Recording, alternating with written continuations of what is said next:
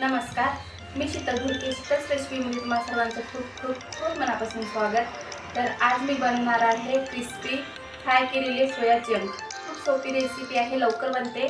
तर यासाठी आपल्याला काय काय साहित्य लागतात ते बघूया.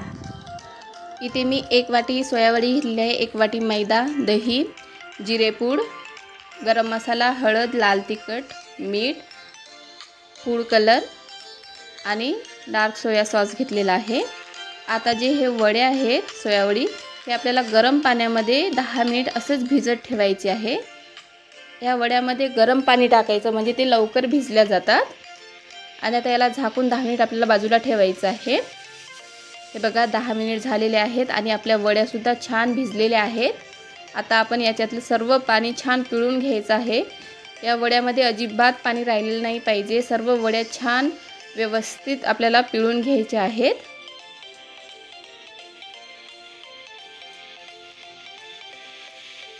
हे बघा अशा प्रकारे मी सर्व वड्या छान पिळून घेतलेल्या आहेत. आता या बाउलमध्ये दही टाकून घेते मी. आपल्याला यामध्ये बॅटर तयार करून घ्यायचं आहे. त्यानंतर यामध्ये मी 2 चम्मच मैदा टाकलेला आहे, अर्धा चम्मच जिरं, अर्धा चम्मच लाल तिखट, मीठ चवीपुरतं आणि हळद. त्यानंतर हे जिरेपूड मी सर्वच टाकलेलं आहे. आता यामध्ये सोया सॉस टाकायचा आहे आपल्याला.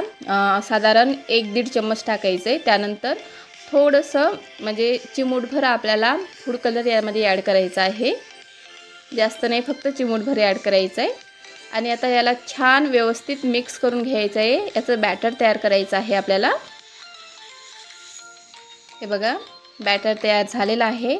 आता हे जे सोया वड्या आहेत आपल्या, ते यामध्ये टाकायच्या आणि व्यवस्थित आपल्याला मिक्स करायचं. सगळ्या वड्यांना छान बॅटर लागलेलं पाहिजे. आपल्याला हे फ्राय करून घ्यायचं आहे. हे बघा व्यवस्थित सर्व यांना लागलेलं आहे. आता 10 मिनिट याला असंच ठेवून द्यायचं आहे, ते छान मुरते. हे बघा 10 मिनिट झालेले आहेत. आता आपण हे तळून घेऊया. तेल गरम झालेलं आहे. आता तेलामध्ये मी सर्व वड्या टाकते. तुम्ही हाताने सुद्धा टाकू शकता. आणि आता याला छान आपल्याला फ्राय करून घ्यायचं आहे. खूप छान लागते हे सोया चंक. तुम्ही घरी एकदा नक्की करून बघा. आता याला 5 मिनिट आपल्याला लो फ्लेमवर छान भाजून घ्यायचं आहे. असं काही कंपल्सरी नाही की एकदम हाय फ्लेमवर भाजायचं किंवा लो फ्लेमवर. तुमच्या आवडीनं तुम्ही म्हणजे याला तळू शकता.